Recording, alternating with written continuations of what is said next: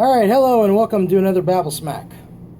Job, chapter 38, starting at verse 4. Where wast thou when I laid the foundations of the earth? Declare if thou hast understanding. Who hath laid the measures thereof? Thou knowest? Or who hath stretched out the line upon it? Whereupon are the foundations thereof fastened? Or who laid the cornerstone thereof? When the morning stars sang together, and all the sons of God shouted for joy. Alright. Now, by the way, here's it. Alright, so basically, today, I'm going to run through this real quick because we were talking about it in our last lesson, so I don't want to lose it. There's some classic apologetic arguments, mostly by Aquinas, and basically they were positing positively that there is a God. And I'll run through those real quick. The first one, they call it the Cosmological Argument. For every cause, there's effect, so there has to be a first cause of everything. Because everything is an effect, so there's a cause, especially if there's a beginning. Everything that begins to exist has to have a cause, okay, because it had a beginning. The next argument is the unmoved mover, okay? If everything in the universe is moving, then how do we know that it's moving if we're moving too? Well, God would be the unmoved mover, the one thing that's constant and never changes, because God is immutable. 3. Teleological argument, in other words, like in design, intelligent design would be a good phrase for that. And that is the fact that we see everything with a structure and an order and a design. Even when we start talking about science and laws, laws are written, so like basically you have a design, okay? The fourth argument is morality.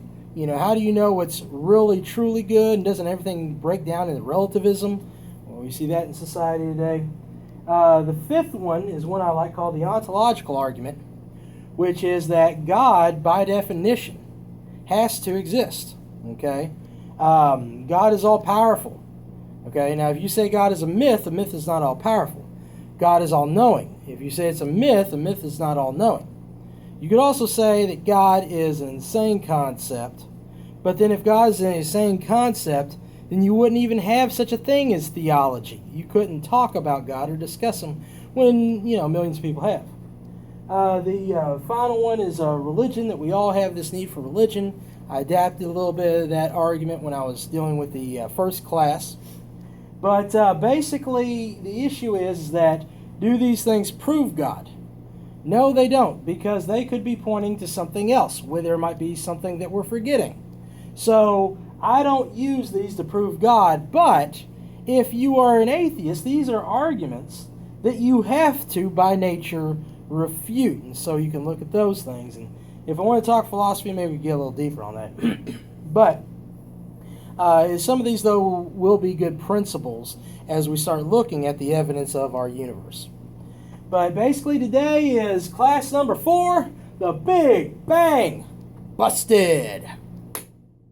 So basically, these are just 23 different issues that make the Big Bang look bad and would say it doesn't really look like it'll work. Okay, these were just kind of off the top of my head, to be honest with you. So it's not exhaustive. There's more arguments to be made. I know of a couple. But basically, I just wanted to kind of help you understand, okay? I mean, the first one we talked about, the positive philosophical arguments and stuff going into it, of where I developed my worldview. And then we talked about the atheist worldview, which would have to be materialism, and how that doesn't stand on its own. But now we have this materialistic construct. I'm going to show you how it just failed, okay? So, the first thing is, where did the Big Bang come from? Well, the Big Bang actually is an idea. They start off with the idea of this cosmic egg, okay? And, a lot of people would just kind of point to a dot, and it says size of a pinhole, so that's actually a little bit big if you can even see that. But basically, that all the universe was in this little dot, and that would be what was considered a cosmic egg. That started off thousands of years ago as a Hindu myth, okay? And I'm going to be I use the reference for a work that I'm in the process of making, so it's kind of going to be future, but it'll be in the report called A Mature Look at Age. But basically, their idea out of paganism for this Big Bang was that this little cosmic dot would be the egg that would create all the other gods, and that would start a cycle of reincarnation, and the Earth would be billions of years old as a result of that. So the Big Bang was already part of pagan mythology. Then you see it later with a Belgian Jesuit priest, George Lemaitre. And the Jesuits are extreme scholars, extremely adept with knowledge of all the world religions. So I believe that the fact that George Lemaitre also used the term cosmic egg, he did get it from that Hindu principle. But when we talk about reality of a record of the Earth being billions of years old and all that kind of stuff, and there being some sort of cosmic egg creating everything, the Big Bang Theory, basically we don't have that. We don't have historical record of that, and so we have to make up something that we call prehistory, okay? Now, people often think of Edwin Hubble just because he was the scientist that promoted the Big Bang Theory, but it was already developed 40 years earlier by Lemaitre. And this is one thing the world does, okay? They'll have like this mainstream view, and then you have to study deeper, and then all of a sudden, yes, this is totally accepted. Everybody will accept that George Lemaitre, a Jesuit priest, started the Big Bang Theory up top. But most of the time, what do? They just start talking all about Edwin Hubble. Okay? So, what are some of the problems with that? Okay, obviously we got some bad history here.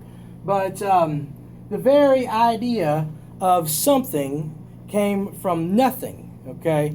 The Big Bang Theory posits that there was absolutely nothing. And I know there's other versions of it where there's like, multiple universes and mommy and daddy universe making baby universe and all this kind of weird goofy stuff. But really, for the most part, they say that there's absolutely nothing and then there was something. Now, I think some have started with a cosmic star or something like that. But, in the fine-tuned Orthodox version, it's space-time. It's, not even matter is formed yet. It's just things, and so basically that forms within the first second, that dot, from absolutely nothing. What did it form into? Okay? How do you know that it was nothing? What if it was absolutely everything? I'll cover that a little bit in another episode, but basically you have that question of how does something come out of nothing? Because nothing makes nothing. So how can nothing make something? And if it was something, why is it made of nothing? So lots of irrationality, but one more thing. The laws of science. There was nothing, so there is no science.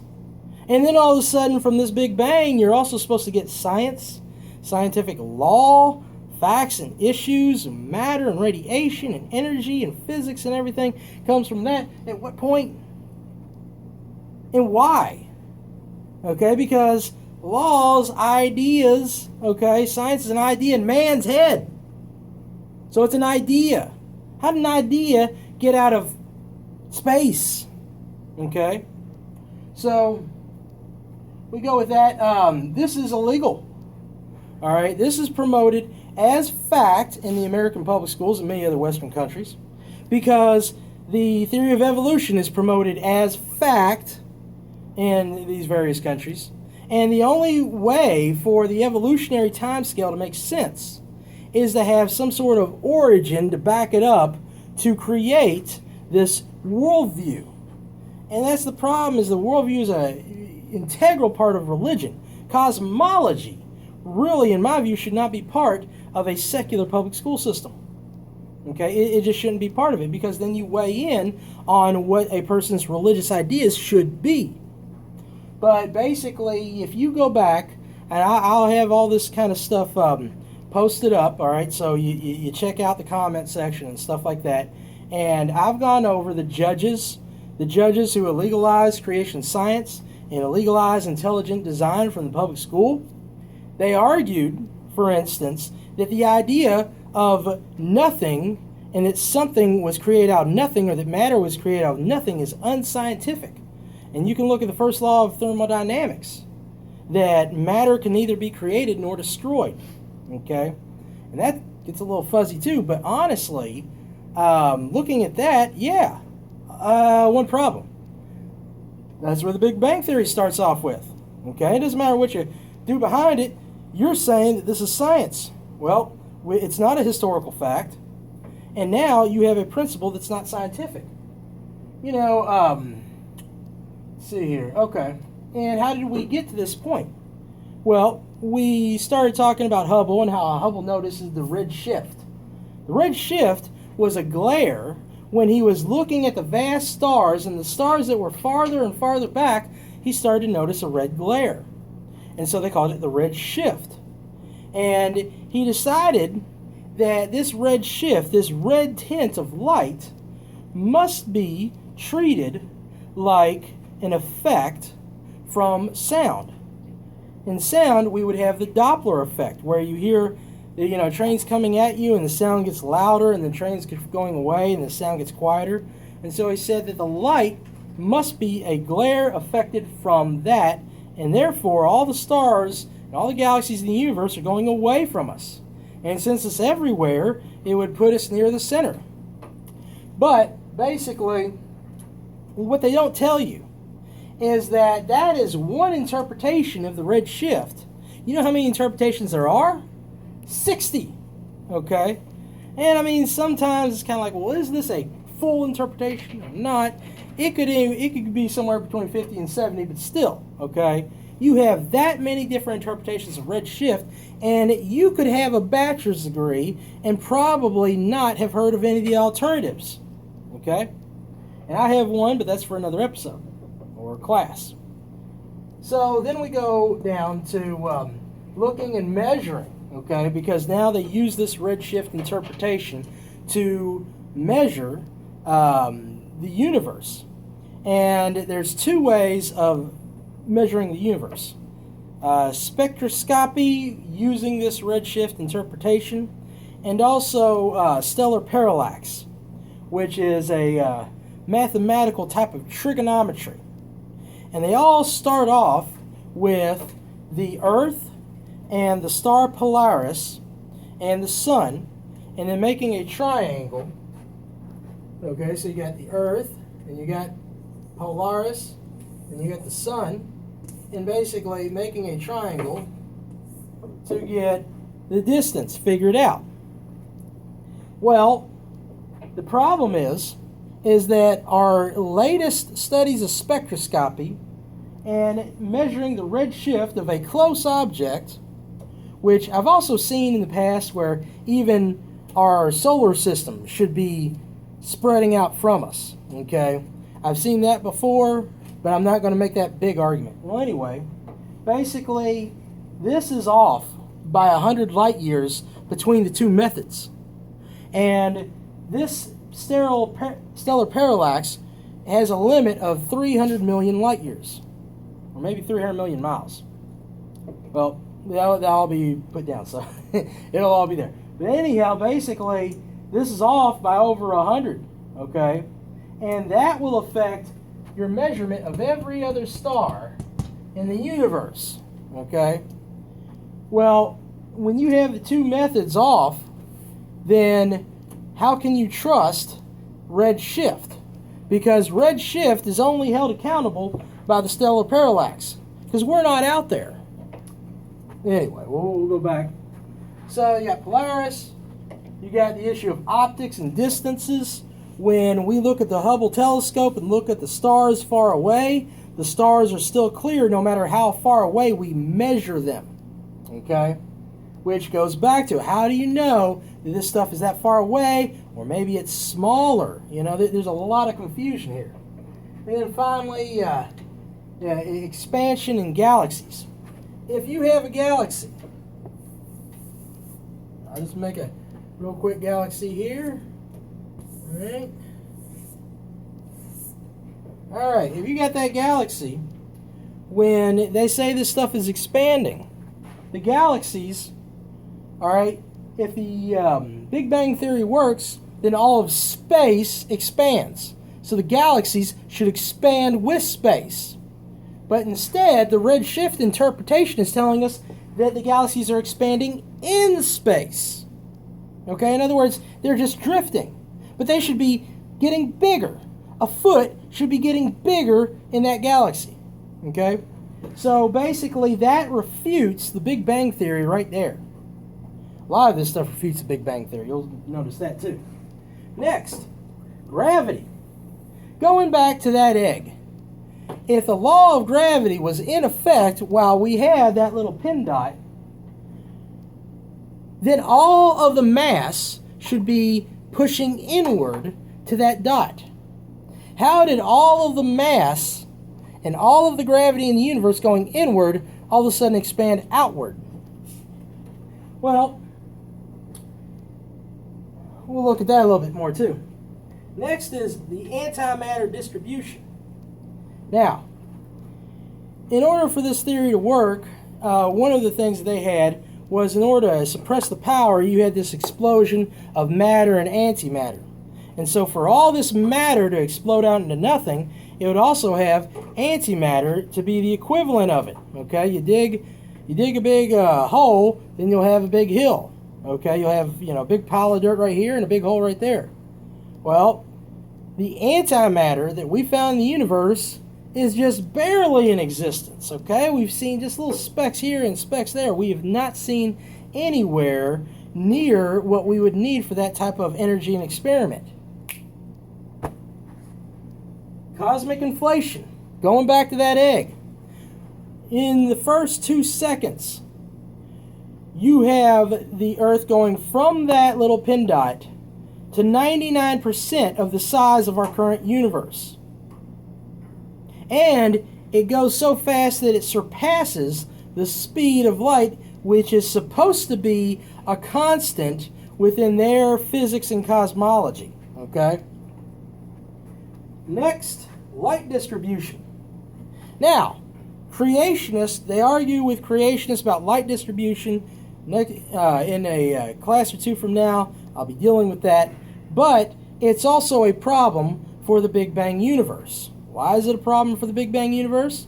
Because you got 16 billion light years over here, you got 16 billion light years over there, and it's supposed to take, 12, 13 billion light years, depending on who says it at the time.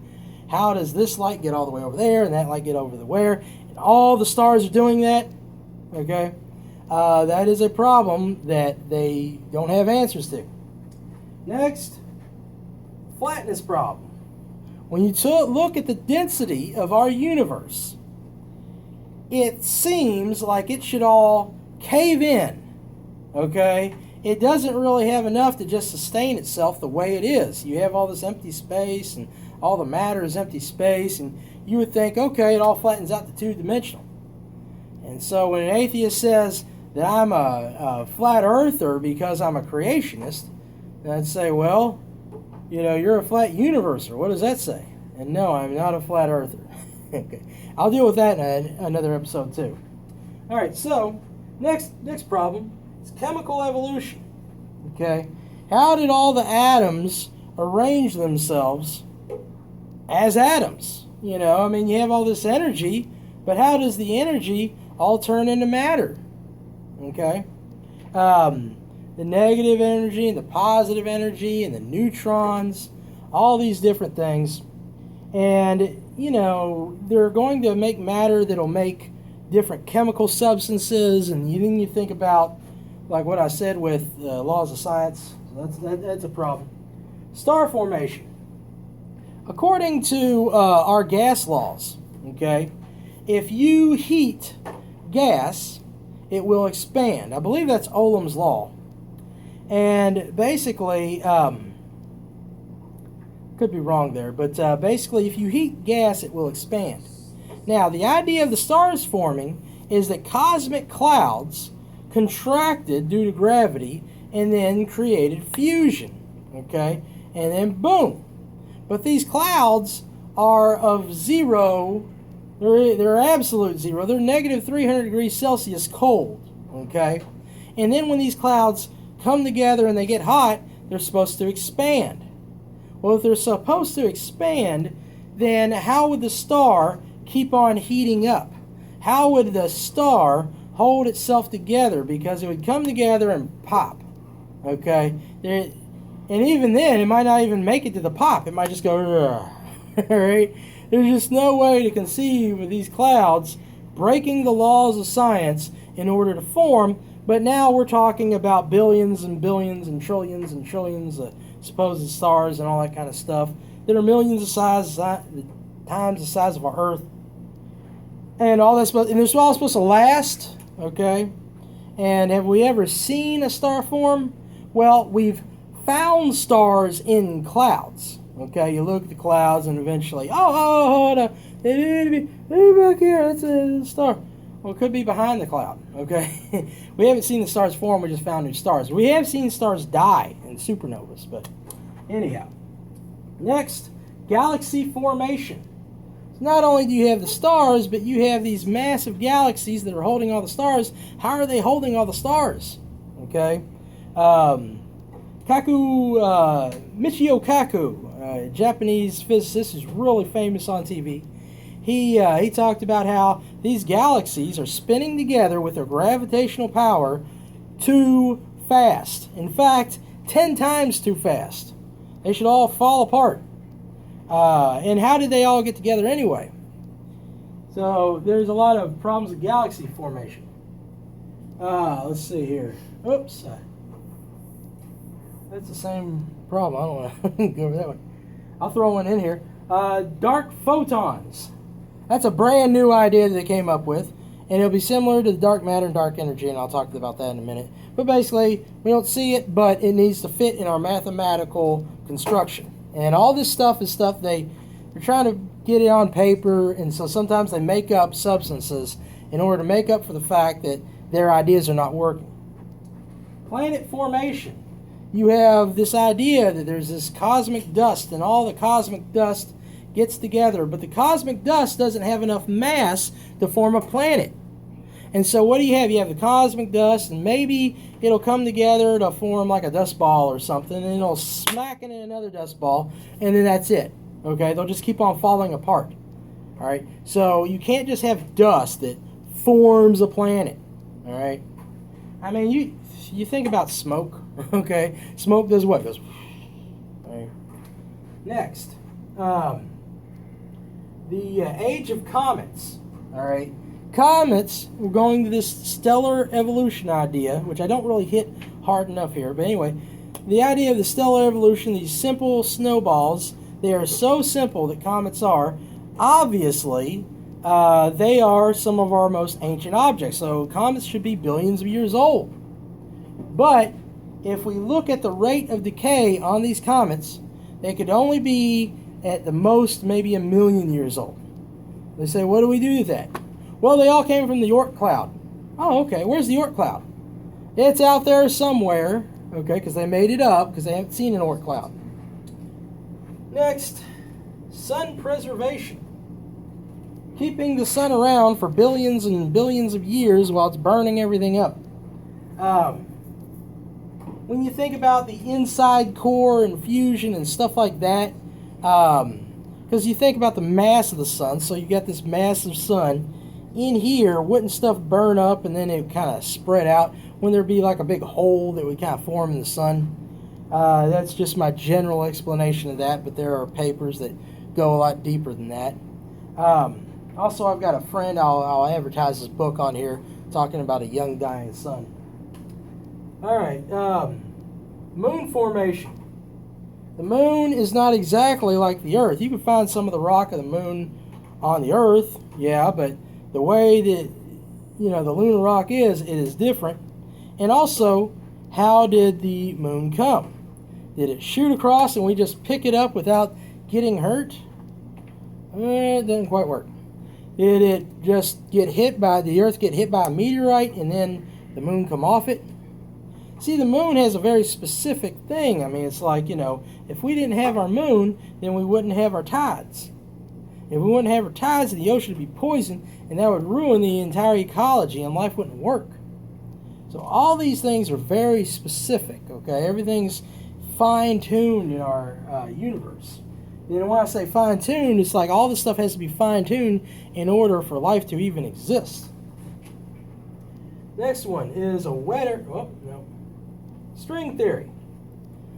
Basically, you know, if you are a materialist, you have to get the universe to totally work in unison. Everything has to work together. But unfortunately, they didn't really do that. They had to make up some other things. So, you know, they made up about 18 different dimensions, okay? And then you had these multiple universes. And I think it was like 10 to the power of 500 different universes. And this whole multiverse theory and all this kind of stuff without evidence, okay? And if it doesn't, if it's not found in nature, then what is it? Supernatural, okay? But going back to it, the math didn't really bind up. They couldn't unify the theories of the quantum physics and general relativity and make these things work. So that has slowly, that big juggernaut of math is just slowly falling apart. All right, cosmic microwave background radiation. Now, this was the evidence for the Big Bang Theory. This was the thing they were saying, hey, and they said, this is going to be evenly distributed throughout the entire universe. And if this is an explosion, that the universe is the product of an explosion, and so the cosmological principle is that everything will be uniform, okay? And so what will be the center of the universe? Who knows, because it all looks the same because it was evenly distributed. Well, as they started to do a scale of the universe, they kind of made a little map of all this radiation on the Planck scale. One thing that they noticed was that there was a pattern that was starting to form. And when you wrap this up, that's a two-dimensional image of it, and you wrap it up, all of a sudden it becomes a ball, and you have this constant,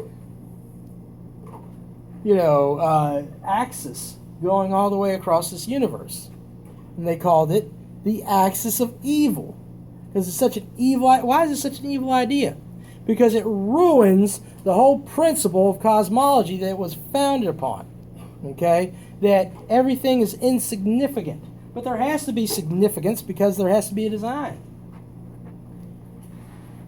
So that one messed them up too. Also, I should take notice, I don't think I put it on here too much, but another aspect of design we found lately is that when we did the Sloan scale of the galaxy, let's say here's the Earth, what they noticed is that as they started to measure out, and this is their radar here, so, bear with me.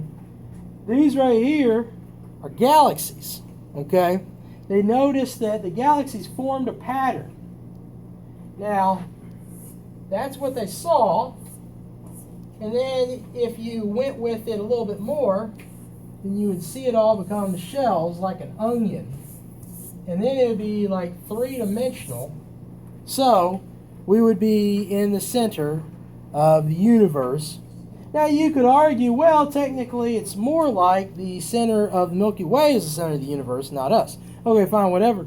But basically, we're still in a prized position that is screwing up that whole theory of the principle. And we'll definitely be talking about that subject a little bit in a further class. Now, so then you have dark matter, okay? You also have dark energy down here. You have black holes. Dark matter, dark energy, as I said, new ones, dark photons. And basically, these ideas are to keep everything else in place. Okay, because they don't want to rewire what they've got. They want to keep every assumption that they have and never change their assumptions.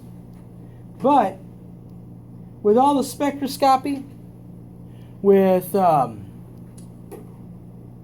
particle physics, when they search with the CERN, the CERN, particle colliders, they have never ever found this dark matter or the dark energy.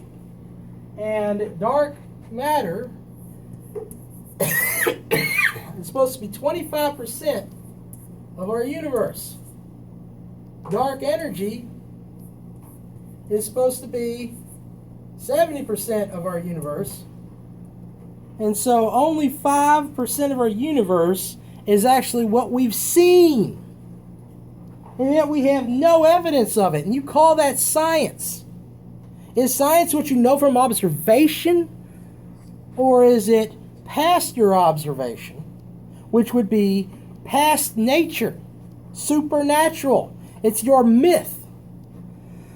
The black holes, we have seen the functions of the black holes. And we always assumed they were there. And we went with some things that I'll talk about a little bit more in a future episode.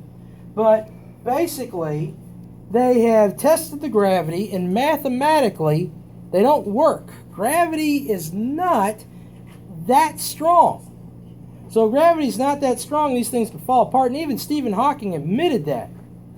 Then it goes back into this category. Look at all these things that we just guess. Recently, we went across Pluto. Okay? So Pluto, what's the big deal about that? Well, in order for all the solar system to evolve from the sun, you would assume some things. And you would assume that Pluto would be the oldest planet because it's the farthest out. So you'd figure they would be totally damaged and destroyed and worth nothing. But they've found magnetic energy in Pluto. They've found volcanic activity in Pluto. Energy in Pluto. And then also it is solid while you have these gas giants on the outside usually. And then when you go inward, you have the rocky ones and stuff. It doesn't have any uniformity to it. And it's supposed to be uniform. And if it's not uniform, then you can't really make these speculations. But if you can't make these speculations, then you can't make stellar evolution, and you can't make the Big Bang Theory. And then, of course, if you can't make those principles act, then you're not going to get the evolution of the Earth or evolution of biology either. So with all those, and with many more that could be talked about, I believe the Big Bang Theory has been busted. And so, get ready, academia.